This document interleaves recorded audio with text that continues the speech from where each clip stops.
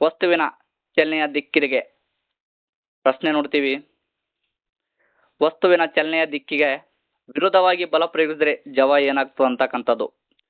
ಒಂದು ವಸ್ತು ಇದೆ, ಆ ವಸ್ತು ಈ ಕಡೆ ಚಲಿಸ್ತಾ ಇದೆ ಅಂದ್ರೆ ಅದರ ವಿರುದ್ಧವಾಗಿ ಬಲವನ್ನ ಪ್ರಯೋಗ ಮಾಡಿದಾಗ ಅದರ ಸ್ಪೀಡ್ ಏನಾಗುತ್ತದೆ ಅಂತಕ್ಕಂಥದ್ದು, ಜವ ಏನಾಗುತ್ತದೆ ಅಂತಕ್ಕಂಥದ್ದು.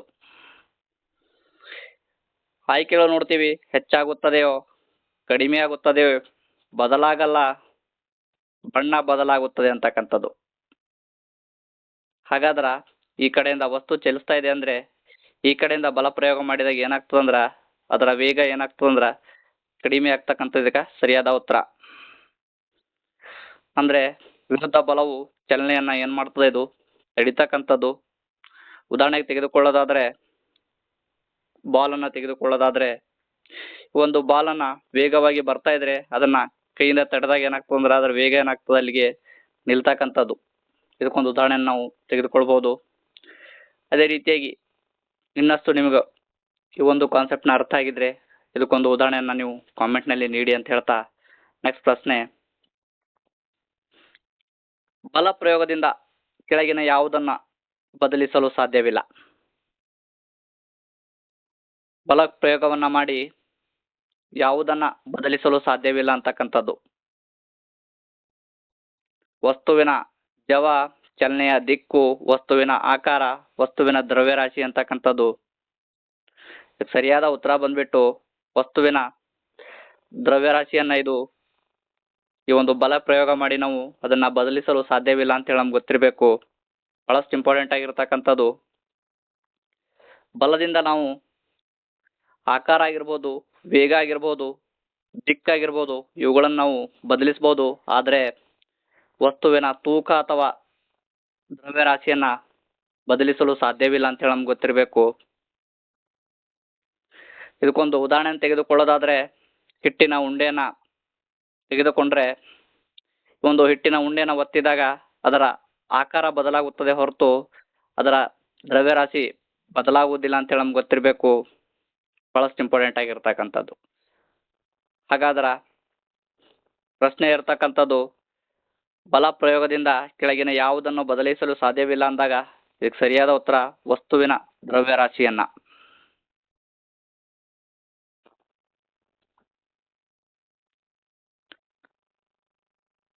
ಪ್ರಶ್ನೆ ನೋಡ್ತೀವಿ. ನಮ್ಮ ದೇಹದ ಸ್ನಾಯುಗಳ ಕ್ರಿಯೆಯಿಂದ ಉಂಟಾಗುವ ಬಲವನ್ನ ಏನೆಂದು ಕರೆಯುತ್ತಾರೆ ಅಂತಕ್ಕಂಥದ್ದು. ಇಂಪಾರ್ಟೆಂಟ್ ಆಗಿರ್ತಕ್ಕಂಥ ಪ್ರಶ್ನೆ.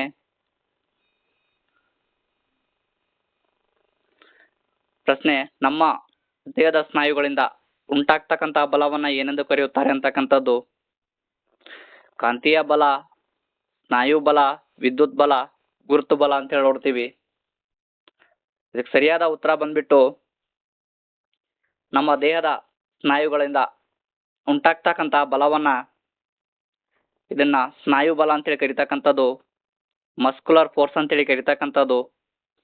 ಅಂದ್ರೆ ನಮ್ಮ ದೇಹದ ಶಕ್ತಿಯನ್ನ ಬಳಸಿ ಮಾಡ್ತಕ್ಕಂಥ ಎಲ್ಲಾ ಕೆಲಸಗಳಿಗೂ ನಮ್ಮ ಸ್ನಾಯು ಬಲ ಅಗತ್ಯವಾಗಿರ್ತಕ್ಕಂಥದ್ದು.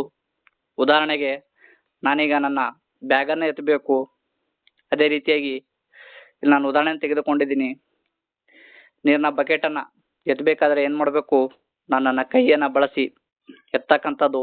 ಇಲ್ಲಿ ಯಾವ ಬಲ ಯೂಸ್ ಆಗ್ತಾ ಇದೆ ಅಂದ್ರೆ ಸ್ನಾಯು ಬಲ. ಅಂದ್ರೆ ನಮ್ಮ ದೇಹದ ಸ್ನಾಯುಗಳು ಕ್ರಿಯೆಯಿಂದ ಉಂಟಾಗ್ತಕ್ಕಂಥ ಬಲವನ್ನ ಏನೆಂದು ಕರೆಯುತ್ತಾರಂದ್ರ ಸ್ನಾಯು ಬಲ ಅಂತೇಳಿ ಕರಿತಕ್ಕಂಥದ್ದು. ಅದೇ ರೀತಿಯಾಗಿ ನೆಕ್ಸ್ಟ್ ಪ್ರಶ್ನೆ ನೋಡ್ತೀವಿ. ಸ್ನಾಯು ಬಲವು ವಸ್ತುಗಳ ನೇರ ಸಂಪರ್ಕದಿಂದ ಉಂಟಾಗುವುದರಿಂದ ಇದನ್ನು ಯಾವ ಬಲ ಎನ್ನಬಹುದು?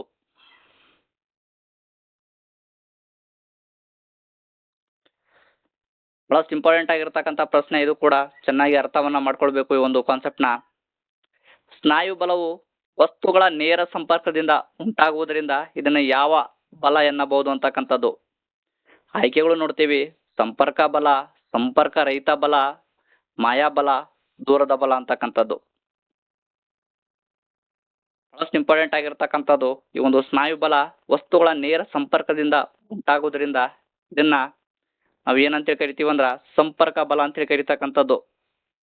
ಉದಾಹರಣೆಗೆ, ನಾವು ಒಂದು ವಸ್ತುವನ್ನ ಮುಟ್ಟದೇ ಇದ್ರೆ ಅದರ ಮೇಲೆ ನಾವು ಸ್ನಾಯು ಬಲವನ್ನ ಪ್ರಯೋಗಿಸಲು ಸಾಧ್ಯವಿಲ್ಲ ಅಂತ ಹೇಳಿ ನಮ್ಗೆ ಗೊತ್ತಿರಬೇಕು. ಉದಾಹರಣೆಗೆ ಒಂದು ಪುಸ್ತಕವನ್ನ ತೆಗೆದುಕೊಂಡ್ರೆ ಆ ಒಂದು ಪುಸ್ತಕವನ್ನ ಕೈಯಿಂದ ಮುಟ್ಟದೆ ನಾವು ಹಿಡಿದು ಎತ್ತಲಕ್ ಸಾಧ್ಯನಾ ಅಂತಕ್ಕಂಥದ್ದು. ಹಾಗಾಗಿ ಈ ಒಂದು ಪುಸ್ತಕವನ್ನ ನಾನು ಎತ್ತಬೇಕಾದ್ರೆ ಏನ್ ಮಾಡಬೇಕು, ಆ ಪುಸ್ತಕವನ್ನ ನಾನು ಮುಟ್ಟಬೇಕು. ಅಂದ್ರೆ ಇಲ್ಲಿ ಮುಟ್ಟಬೇಕಂದ್ರೆ ನಾನು ಆ ಪುಸ್ತಕವನ್ನ ನಾನು ಕಾಂಟ್ಯಾಕ್ಟ್ ಮಾಡಿದಾಗ ಮಾತ್ರ ಏನಾಗ್ತದಂದ್ರ ಈ ಒಂದು ಪುಸ್ತಕ ನಾನು ಹಿಡಿದು ಎತ್ತಲಕ ಸಾಧ್ಯವಾಗ್ತಕ್ಕಂಥದ್ದು. ಹಾಗಾಗಿ ಇಲ್ಲಿ ಪ್ರಶ್ನೆ ಕೇಳಿರ್ತಕ್ಕಂಥದ್ದು ಫಸ್ಟ್ ಇಂಪಾರ್ಟೆಂಟ್ ಆಗಿರ್ತಕ್ಕಂಥದ್ದು, ಸ್ನಾಯು ಬಲವು ವಸ್ತುಗಳ ನೇರ ಸಂಪರ್ಕದಿಂದ ಉಂಟಾಗುವುದರಿಂದ ಇದನ್ನ ಯಾವ ಬಲ ಎನ್ನಬಹುದು ಅಂತಕ್ಕಂಥದ್ದು. ಇದರಿಂದ ಡೈರೆಕ್ಟ್ ನಾವು ಈಸಿಯಾಗಿ ಅರ್ಥವನ್ನ ಮಾಡ್ಕೊಳ್ಬೇಕು. ಇದು ಏನದಂದ್ರೆ ಸ್ನಾಯು ಬಲ ಅಂತಕ್ಕಂಥದ್ದು ವಸ್ತುಗಳನ್ನ ನೇರ ಸಂಪರ್ಕದಿಂದ ಉಂಟಾಗ್ತಕ್ಕಂಥದ್ದು. ಹಾಗಾಗಿ ಇದನ್ನ ಏನಂತ ಕರಿಬಹುದು, ಸಂಪರ್ಕ ಬಲ ಅಂತೇಳಿ ಕರಿತಕ್ಕಂಥದ್ದು.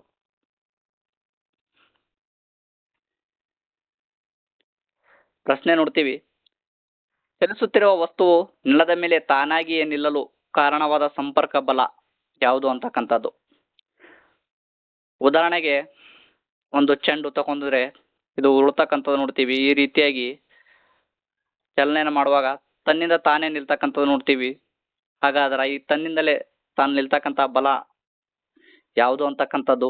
ಇದನ್ನ ಏನಂತೇಳಿ ಕರೀತಾರಂದ್ರ ಫ್ರಿಕ್ಷನ್, ಘರ್ಷಣಾ ಬಲ ಅಂತೇಳಿ ಕರೀತಕ್ಕಂಥದ್ದು. ಈ ಒಂದು ನೆಕ್ಸ್ಟ್ ಚಾಪ್ಟರ್ ಆಗಿರ್ತಕ್ಕಂಥದ್ದು ಘರ್ಷಣೆ. ಈ ಒಂದು ನೆಕ್ಸ್ಟ್ ಚಾಪ್ಟರ್ ನಲ್ಲಿ ಇದರ ಬಗ್ಗೆ ಸಂಪೂರ್ಣವಾಗಿ ಅಧ್ಯಯನವನ್ನು ಮಾಡೋಣ ಅಂತ ಹೇಳ್ತಾ ನೆಕ್ಸ್ಟ್ ಪ್ರಶ್ನೆ, ಘರ್ಷಣಾ ಬಲವು ಯಾವಾಗಲೂ ವಸ್ತುವಿನ ಚಲನೆ ಯಾವ ದಿಕ್ಕಿನಲ್ಲಿ ವರ್ತಿಸುತ್ತದೆ ಅಂತಕ್ಕಂಥದ್ದು. ಘರ್ಷಣಾ ಬಲವು ಯಾವಾಗಲೂ ವಸ್ತುವಿನ ಚಲನೆ ಯಾವ ದಿಕ್ಕಿನಲ್ಲಿ ವರ್ತಿಸುತ್ತದೆ ಅಂತಕ್ಕಂಥದ್ದು. ಇದಕ್ಕೆ ಉತ್ತರ ಬಂದ್ಬಿಟ್ಟು ವಿರುದ್ಧ ದಿಕ್ಕಿನಲ್ಲಿ. ಅಂದ್ರೆ ವಿರುದ್ಧ ದಿಕ್ಕಿನಲ್ಲಿ ಅಂದಾಗ ಉದಾಹರಣೆ ನಾನು ಚೆಂಡನ್ನು ತೆಗೆದುಕೊಂಡ್ರೆ ವಿರುದ್ಧ ದಿಕ್ಕಿನಲ್ಲಿ ಅಂದ್ರ ಇದು ಚಲನೆಯನ್ನ ತಡೆಯಲು ಪ್ರಯತ್ನಿಸ್ತಕ್ಕಂಥದ್ದು ಘರ್ಷಣೆ.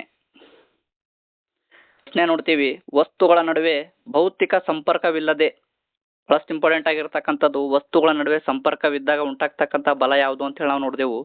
ಇಲ್ಲಿ ಕೇಳಿರ್ತಕ್ಕಂಥ ಪ್ರಶ್ನೆ, ವಸ್ತುಗಳ ನಡುವೆ ಭೌತಿಕ ಸಂಪರ್ಕವಿಲ್ಲದೆ ವರ್ತಿಸುವ ಬಲವನ್ನ ಏನೆನ್ನುತ್ತಾರೆ ಅಂತಕ್ಕಂಥದ್ದು. ಇದಕ್ಕೆ ಉತ್ತರ ಬಂದ್ಬಿಟ್ಟು ಸಂಪರ್ಕ ರಹಿತ ಬಲಗಳು ಅಂತಕ್ಕಂಥದ್ದು, ನಾನ್ ಕಾಂಟ್ಯಾಕ್ಟ್ ಫೋರ್ಸ್ ಅಂತ ಹೇಳಿ ಕರೀತಕ್ಕಂಥದ್ದು. ಇದಕ್ಕೆ ಉದಾಹರಣೆ ಬಂದ್ಬಿಟ್ಟು ಮ್ಯಾಗ್ನೆಟ್ ಅಂತೇಳಿ ತಗೋಬಹುದು. ಕಾಂತ, ಈ ಒಂದು ಕಾಂತವು ಕಬ್ಬಿಣದ ಮೊಳೆಯನ್ನ ಎಳಿತಕ್ಕಂಥದಕ್ಕೆ ಉದಾಹರಣೆ. ಅದೇ ರೀತಿಯಾಗಿ ಹೇಗೆ ಅಂತ ಹೇಳಿ ನೀವು ಕಾಮೆಂಟ್ನ ಮಾಡಿ. ಅದೇ ರೀತಿಯನ್ನು ನೋಡ್ತೀವಿ ಪ್ರಶ್ನೆ, ಕಾಂತವು ಕಬ್ಬಿಣದ ತುಂಡನ್ನು ತನ್ನತ್ತ ಎಳೆದುಕೊಳ್ತಕ್ಕಂಥ ಯಾವ ಬಲ ಅಂತಕ್ಕಂಥದ್ದು.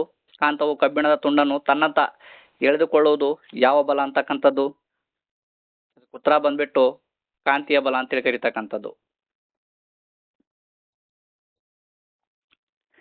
ಕಾಂತೀಯ ಬಲ, ಮ್ಯಾಗ್ನೆಟಿಕ್ ಫೋರ್ಸ್ ಅಂತೇಳಿ ಕರೀತಕ್ಕಂಥದ್ದು. ಬಹಳಷ್ಟು ಇಂಪಾರ್ಟೆಂಟ್ ಆಗಿರತಕ್ಕಂಥ ಪ್ರಶ್ನೆ. ಈ ಒಂದು ಕಾನ್ಸೆಪ್ಟ್ ನ ಮೇಲೆ ಪ್ರಶ್ನೆಗಳು ಸ್ಪರ್ಧಾತ್ಮಕ ಪರೀಕ್ಷೆಯಲ್ಲಿ ಕೇಳ್ತಕ್ಕಂಥ ಸಾಧ್ಯತೆ ಇರತಕ್ಕಂಥದ್ದು ನೋಡ್ತೀವಿ. ಒಂದು ಆವಿಷ್ಟ ಅಂದ್ರೆ ಚಾರ್ಜ್ ವಸ್ತು ಮತ್ತೊಂದು ವಸ್ತುವಿನ ಮೇಲೆ ಪ್ರಯೋಗಿಸುವ ಬಲ ಯಾವುದು ಅಂತಕ್ಕಂಥದ್ದು. ಇದಕ್ಕೆ ಉತ್ತರ ಬಂದ್ಬಿಟ್ಟು ಸ್ಥಿರ ವಿದ್ಯುತ್ ಬಲ. ಹಾಗಾದ್ರೆ ಸ್ಥಿರ ವಿದ್ಯುತ್ ಬಲಕ್ಕೆ ಒಂದು ಉದಾಹರಣೆ ತೆಗೆದುಕೊಳ್ಳೋದಾದ್ರೆ, ಉದಾಹರಣೆಗೆ ನಾವು ಡೈಲಿ ಏನಂದ್ರ ತಲೆನ ಬಾಸ್ತಕ್ಕಂಥ ಬಾಚಣಿಕೆಯನ್ನು ತೆಗೆದುಕೊಳ್ಬಹುದು. ಅದೇ ರೀತಿಯಾಗಿ ಉಜ್ಜಿದ ಕಾಗದ ತುಂಡುಗಳು, ಒಂದು ಬಾಚಣಿಕೆನ ಬಾಚಿದಾಗ ಏನಾಗ್ತದ ಅಂದ್ರ ಕೂದಲನ್ನ ಇದು ಆಕರ್ಷಿಸ್ತಕ್ಕಂಥ ನೋಡ್ತೀವಿ. ಈ ಒಂದು ಬಲ ಯಾವ್ದು ಇರ್ತದ ಅಂದ್ರ ಸ್ಥಿರ ವಿದ್ಯುತ್ ಬಲ ಇರ್ತಕ್ಕಂಥದ್ದು. ಅದೇ ರೀತಿಯಾಗಿ ಉಜ್ಜಿದ ಕಾಗದ ತುಂಡುಗಳನ್ನ ಎಳಿತಕ್ಕಂಥದ್ದು ಇದಕ್ಕೆ ಉದಾಹರಣೆಯನ್ನು ನಾವು ಕೊಡ್ಬೋದು. ಇದು ಕೂಡ ಸ್ಥಿರ ವಿದ್ಯುತ್ ಬಲ. ಅದೇ ರೀತಿಯಾಗಿ ಪ್ರಶ್ನೆ ನೋಡ್ತೀವಿ, ಭೂಮಿಯ ಎಲ್ಲಾ ವಸ್ತುಗಳನ್ನು ತನ್ನ ಕೇಂದ್ರದೆಡೆಗೆ ಎಳೆಯುವ ಬಲ ಯಾವುದು ಅಂತಕ್ಕಂಥದ್ದು.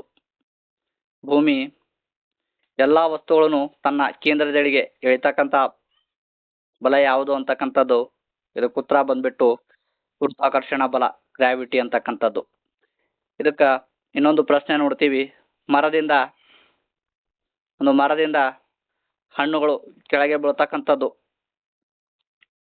ಕೆಳಗೆ ಬೀಳಲು ಕಾರಣವೇನು ಅಂತಕ್ಕಂಥದ್ದು.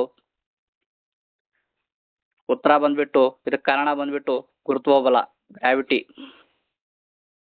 ಅದೇ ರೀತಿಯಾಗಿ ನೆಕ್ಸ್ಟ್ ಪ್ರಶ್ನೆ,